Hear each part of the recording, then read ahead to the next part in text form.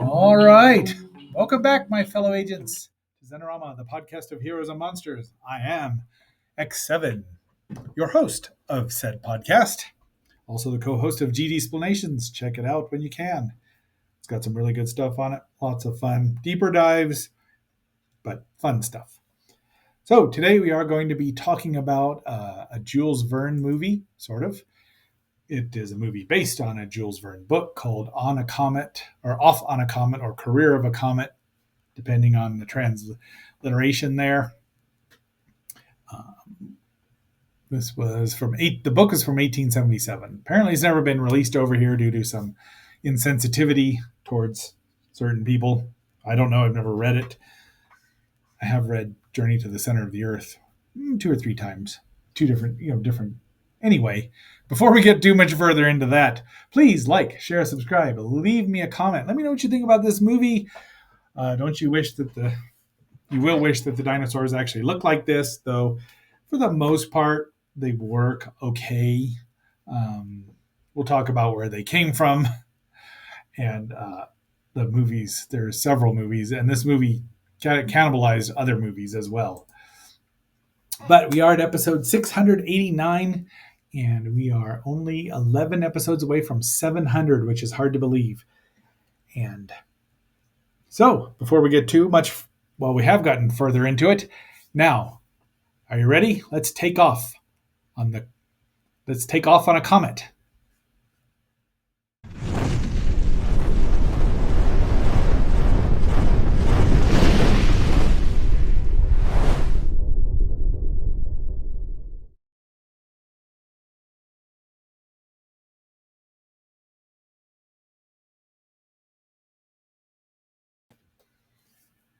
So we start right out with the title based on, Career of a Comet. I knew I wasn't crazy. And this was released in November of 1961. It runs a whopping 82 minutes. I believe I saw this either on when TNT used to show really cool movies, or maybe on Sci-Fi when they used to show really cool movies. I liked it then. I like it now. I think it's a pretty good little adventure movie. It's not a great dinosaur movie, but we'll go from there. These are our cast there. Joan Staley, we have seen before she was in Perry Mason, of course, because everyone was in Perry Mason. I also want to say she was in The Ghost and Mr. Chicken. She's also in the Elvis Presley movie Roustabout. I'm telling you that because we may or may not be seeing an Elvis movie here before too long. But she wasn't in that one. Anyway, Cesare Danova and Sean McClory are male leads, and Danielle Demetz, I don't know if she even gets she's Natita, and Joan Staley is Dina. Man from U.N.C.L.E., Perry Mason, of course, Return of the Fly, Magic Sword. Okay, we have seen her in the Magic Sword, so very good. All right, let's get on with it. Produced by Byron Roberts, directed by Edward Burns. If you read the Wikipedia entry in there, you'll find out a lot more about the movie than probably I'll be telling you. But we start out in Algiers of 1881. So actually, what did we say when Off on a Comet was? 1877. So 4 years into the future from there. Irishman Michael Denning and Frenchman Hector Servadac. They're feuding with each other. They're going to have a duel here. There's seconds and everything, all proper and everything. I don't even know what they were fighting about. But they're preparing for a duel. Somebody's honor has been besmirched. And you get to see they probably hit each other with white gloves. And right now, suddenly, a comet came from out at a deadly pace. This comet came from outer space and sweeps everybody off there. Well, sweeps the two men off onto the comet itself, though it looks like it's on fire, and off it goes in reverse, just like it came from outer space. They either wake up or find them, come to finding themselves on this strange place, thinking they're still on Earth, but not knowing when. They're smart enough, and this is one of the nice things about it, to realize that they need to join forces in order to try to get back to where they're going, and not so they won't kill each other until they get back to Earth. They don't know that they're not on Earth yet, but they're going to find out soon enough. So they start seeing some strange things, like Rodan, because they literally say, "Look over there," and Rodan pops right out, which was a surprise to me. I mean, I knew that it had the stock footage that it had, but I did not know that they would be using footage from Rodan. And it lasts longer than I remembered. I've only seen this. This is probably the second time I've actually ever watched the movie, maybe third time. I'm guessing. I recorded it. Now they notice that the stars aren't in the right places and they're not on Earth. So they've got to, hang out together because as far as they know, they're the only people here. They've got to find food and survive. And I believe this is a modified Morlock from the Time Machine, because the Time Machine was out the year before, but I don't hold me to that. They're troglodytes, or supposed to be troglodytes or something, but they're definitely colored different. So they may or may not be modified uh, Morlocks. It does really look like that Zuni doll, doesn't it? And they're like, "What are we going to do? Where are we?" And they see giant animals like this nine band. Oh wait, that's not the white-nosed coati. Oh geez, it's just awful to use real animals as pretend to be dinosaurs and other prehistoric animals. But off they go. There's a giant beaded a monitor lizard. And they're like, "What are we seeing here?" And of course, the obligatory um, alligator with the sail stuck on its back. The stock footage came from 1 million BC, King Dinosaur, Catwoman of the Moon, and Rodan. And of course, as I just stated, uh, it came from outer space. And I think the troglodytes are Morlocks, but that's just me looking at them. Giant spider, that came from Catwoman of the Moon. I've seen that once. They save him before he gets bit. And there they see the Earth, which is I like that. The shots are really nice. The cinematographer by Bryden Baker did a great job. The director's good. You like these two, even though they're kind of jerks at first, without us knowing why. But they start saying, we're not on Earth. We may never get back. There's your obligatory active volcano. And I don't even know what they're. Oh, and more. You've got your fake elephants, your armadillos, supposed to be glyptodon. I suppose it's supposed to be a glyptodon. That says Doedicurus. But I don't even know. So again, this is footage, definitely footage from 1 million years BC, 1 million BC. And then they finally run across some cave people that look like them. And they go off, they run up and eat all their food because they're starving. And now we meet Dina. Oops. Actually, we don't meet Dina just yet. Rampage. See, it was real easy to use the stock footage here from 1 million BC because they licensed it out to everybody. Just asked on Glute. On it goes on and on. Let's see, what's his name? Hector falls into the water and is rescued. Oh, because he. I think that's Hector. Yes, and is rescued by Dina. That is Joan Staley there. And she brings him back to the tribe, and all the girls are kind of interested in him. She's like, she ain't having it. She's like, "All right, you're out. Nope, get."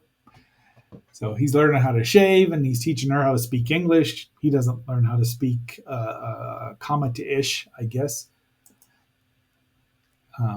She does a good job. I think that it's the acting's fine. And they discover kissing in a hurry. And again, all these girls are very interested in the new guy. There must be more tribes on this little rock than you would think, because it would be a very small gene pool and they'd die out soon. This is right out of 1 million BC. That is a Koba, although it's not a Koba, but not Lon Chaney Jr. there. And there is Natita. Is that her name? Yes, that would be Danielle Demetz. And that's the lucky Irishman there. Denning finds her, and they fall in love. And I don't know if that's Patu, but one of the other cavemen, Jack, it might be Jack Elam, maybe. Yeah, he's uncredited because they didn't say a lot. So there's a fight. A fight breaks out. He rescues her, and she's. I don't remember why he's cowering in fear. Oh, he's got a weapon. So they're in love. They're in love, and she's swimming, splashing. Nice underwater photography too. I'll tell you what. This copy, of course, came from the Internet Archive. The trailer came from YouTube. You'll see a different trailer here afterward because you've already seen that, but it does have something to do with cavemen and is also one of my favorite movies. This one is almost, had I seen it as a kid, I think I would have really enjoyed it. As an adventure movie, yeah, the animals don't bother me because they don't know that they're not dinosaurs because dinosaurs had only been discovered about 60 or, maybe 50, 30 years before that. Um, they're in the cave of the Morlocks. Have you got tree fitted? I don't remember why I said that, but it made me laugh. Yeah, tell me that's not a Morlock with a disguised face. She gets out and thinks he's dead, and then we get the obligatory lizard battle, which is still unpleasant to watch. I fast forward through it, thankfully. She gets captured by the other tribe, Natita's tribe. I don't know. We'll call them the Spear tribe. Yes, we'll just go with that. The other team. She realizes that Hector knows, or that Denning knows Hector, and they're not. He's like, I'm not trying to, you. So they convince him to go meet. This is very much a remake of 1 million BC, except that the tribes really don't hate each other. So off they go. Volcano blows up. The lizards perish. Some people, yeah, all right. Rodan makes another appearance. Kaboom, flies away. They find each other. There you go. Because I'm going to keep shots of Rodan in here. I mean, really, the only thing missing is the Jeep from right that he's flying over right then. Yeah, I know that movie way better than this one. But our friends find each other, and she's happy. And now all the tribes are going to be, they make peace. I don't know where Natita is at the moment. And unfortunately, there's an attack of giant lizards, and they're trying to get in. Oh, there she is. So this is the other tribe. See, there's some nice shots in here, really well done. I mean, granted, all they were projecting it, and people were from behind and rear projection. Now there's Tumac, which was Victor Mature from 1940, of course, because this is how the 66 movie was, of course, supposed to end with a brontosaurus attack. Why a brontosaurus would attack people is beyond me. I should watch that 1941 million BC again. I just don't want to. So they cleverly disguise it as not Victor Mature. And then we see a bunch of them. Now, this may be from King Dinosaur. I don't know. Pensive looking Natita. Off they go. They drop rocks on the lizards. And everyone, they get them all. I don't remember what she does there. Somehow they get away. I don't know if that's supposed to be a cobra or not, but they drop more rocks on and bury all the lizards. Everyone's happy. They're going to have a fight, but then they're like, nope, we're not having this. We're all friends. Let's be friends and survive together. They're like, all right. And so now the women have a wider choice, and it probably prolonged the two tribes. The girls are friends. Everyone's happy. They're going to have a party. And of course, it ends with big smooches. So really, it's a fun little movie. It's quick. I mean, for 82 minutes, it gets all it needs to do. I mean, yeah, they might have been able to cut it down by 5 minutes, but it works really well that way. So now, as you see, tomorrow is a book or something review. Your humble agent has no idea what it's going to be. That might be some more merch because those are easy, and I haven't prepared the books yet. So, my fellow agents, until our next assignment, this is X7 signing off and phasing out.